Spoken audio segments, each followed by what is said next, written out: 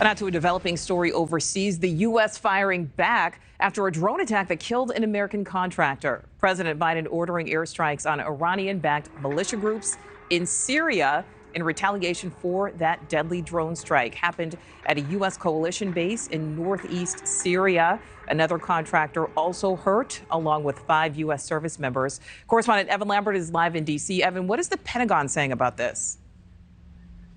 Well, Nicole, first, the White House is saying that it will do its best to protect our people after this drone strike.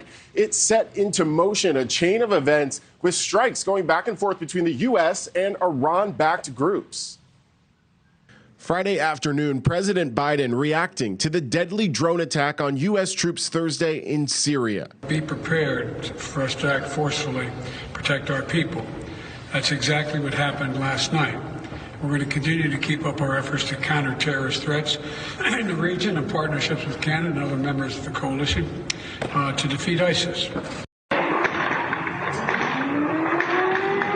Sirens popping and fireballs in the night sky over eastern Syria as the U.S. hit back on facilities used by Iranian proxies in the country. The strikes by F-15 fighter jets in retaliation for an attack earlier Thursday at a coalition base near the city of Al-Haska.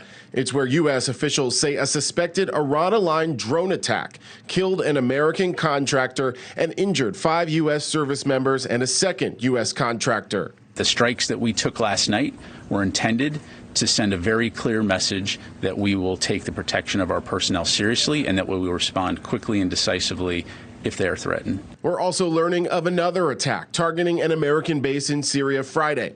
A senior defense official telling NewsNation there were no casualties there.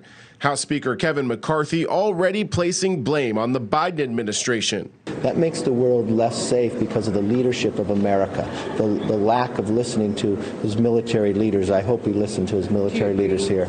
U.S. forces remain active in Syria to counter threats from ISIS. About 900 U.S. troops are serving there. U.S.-backed forces have launched 300 operations against ISIS just since January.